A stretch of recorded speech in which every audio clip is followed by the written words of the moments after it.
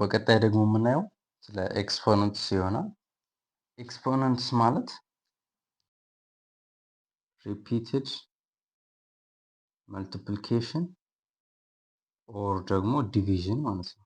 መልቲፕሊኬሽን ሊሆን ይችላል ወይ ደግሞ ዲቪዥን ሊሆን ይችላል። በአጭር የሚያስቀምጥልን ነው ማለት ነው ኤክስፖነንትስ ማለት። ለምሳሌ 2 ታይምስ 2 ታይምስ 2 ታይምስ 2 የሚለውን እንዴት ብዬ መጻፍ እችላለሁ? 2 the power of 4 አድርጌ መጻፍ እችላለሁ ማለት ነው በቀላሉ። ይሄ መልቲፕሊኬሽን ሲሆን ነው። ዲቪዥን ሲሆን ደግሞ አንድ ሲካፈል ለሁለት ሲካፈል ለሁለት ሲካፈል ለሁለት ሲካፈል ለሁለት የሚለውን 2 the power of -4 አድርጌ በቀላሉ መጻፍ እችላለሁ ማለት ነው። እስኪ አንዳንድ የኤክስፖነንት ሩሎችን እንይ። ለምሳሌ ኤ ናቹራል ነምበር ብትሆን ኤ the power of ኤ ብቻ ሳትሆን ኤም እና ኤን እዚህ ጋር የምንጠቀማቸው ቫሪያብሎች ማለት ነው። ኤ the power of ኤን ታይምስ ኤ the power of ኤም ቢሆን ቤዛችን ማለት ነው።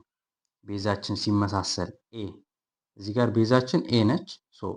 ይሄ ቤዛችን ሲመሳሰል ጀስት ከላይ ያሉትን መደመር ነው አንዱ ወስደን ማለት ነው። ይሄ ከማን ጋር እኩል ነው? ኤ the power of ኤን ፕላስ ኤም ጋር እኩል ነው ማለት ነው። ይሄ የመጀመሪያው ነው። ለምሳሌ 3 the power of 2 ታይምስ 3 the power of 4 ብንባል ጀስት 3ን ብቻ ወስደን ከቤዞች ውስጥ ተመሳሳይ ስለሆነ የላኛውን ፓወሩን መደመር ነው።